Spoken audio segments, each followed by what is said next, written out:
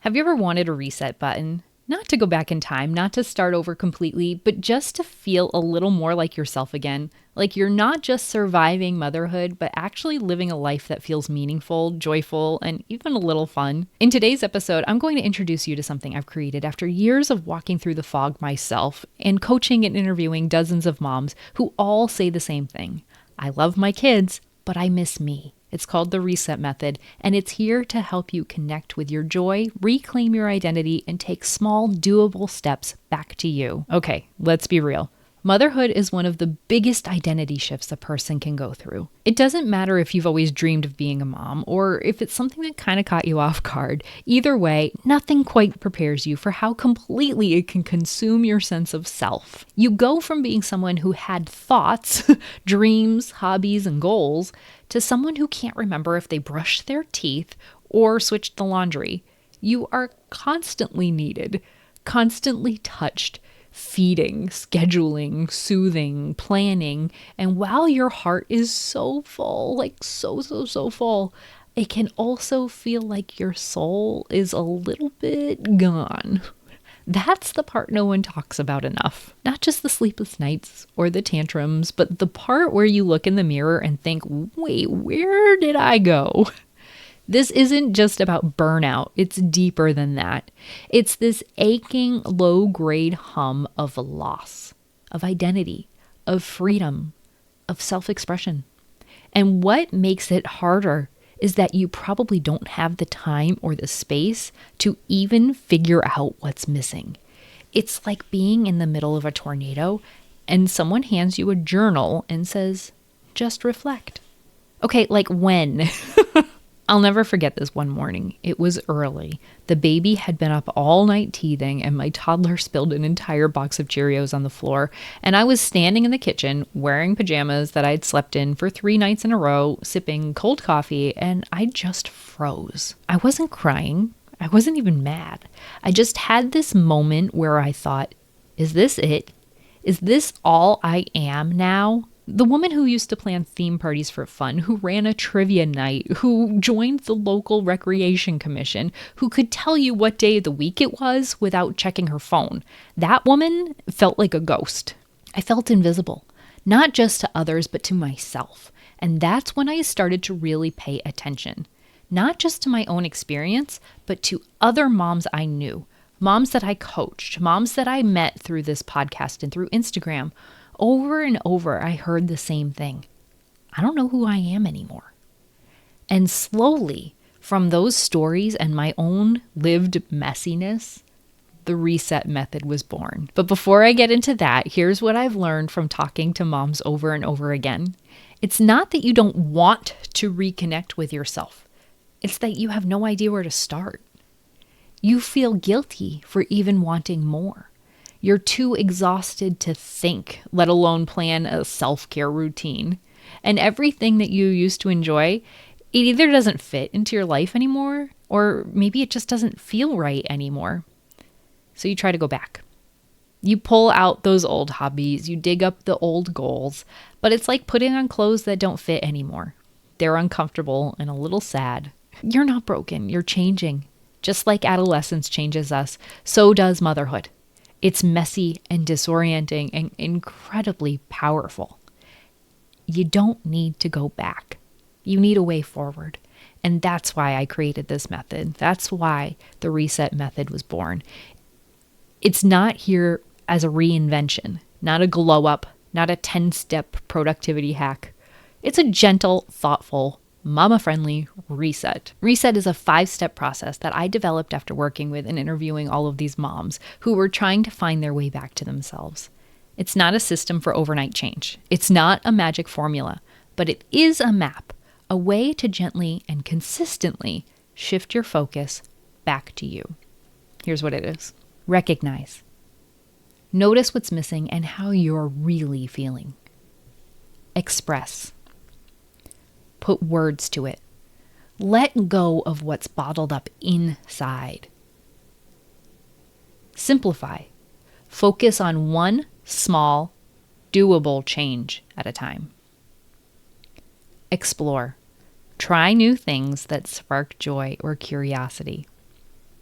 And then trust.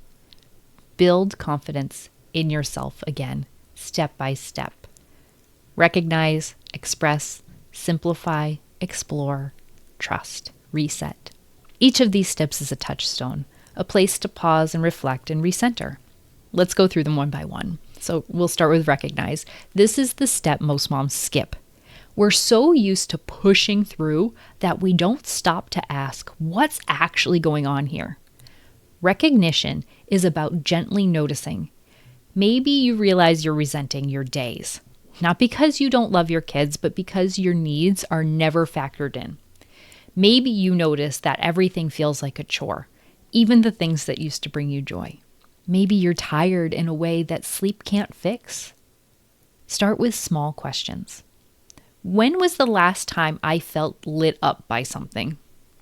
What parts of my day drain me the most? Where do I feel most disconnected from myself? The goal here isn't to solve, it's to see, because you can't shift what you haven't named. So then, once you've recognized, we shift to expressing. Once you know how you're feeling, the next step is to let it out. We hold so much in as moms, the frustration, the fear, the guilt, the grief, and all of it builds like pressure in a shaken soda can. Expression can be a journal entry, or a ranty voice memo to a friend, or a quiet cry in the shower, a walk where you whisper to yourself, "This is hard." You're not selfish for needing an outlet, you are human. And if you can find safe people to express with, like a friend or a coach or your partner, you start to remember that your story matters, your feelings matter. And when you let it out, even if it's messy, you make room for clarity. Then we move to simplify. This one's for my overachievers out there. The ones trying to become their best selves while potty training a toddler and washing the same sippy cup 14 times a day. Simplifying is about permission. Permission to do less, not more. Ask yourself, what's one thing I can let go of this week? What's one tiny habit that could help me feel more like me? Maybe it's stepping outside for 3 minutes a day. Maybe it's saying no to a play date that doesn't fill your cup. Maybe it's ordering pizza on a Thursday. Small things, consistently done, that's where the magic is. Then we move into explore. This is where it gets fun. You've made the space. Now, what do you want to try? Exploration is not about picking your forever path. It's about curiosity. It's about dipping your toe back into the parts of yourself that you've silenced. You can join a book club. Try a new recipe. Take a dance class. Start a low-pressure creative project. Doodle. Daydream. Try things that don't have an outcome attached. One of my favorite questions is, what would you do if no one had to know what you were doing? Let it be playful. Let it be imperfect. Let it be yours. And then finally, trust. Trust is the final, quiet, powerful step. It's about believing that you're allowed to want more, that you're capable of rediscovering who you are. This doesn't happen all at once. It happens in moments. The moment you speak your truth. The moment you choose rest. The moment you show up for yourself, even when it's inconvenient. You begin to rebuild a relationship with yourself. You begin to believe that she's still in there. The strong, wise, messy, beautiful you. Trust the process. Trust the mess. Trust that you are not lost. You're evolving. And you're doing an amazing job, even if it doesn't feel like it today. So here's what I want you to remember.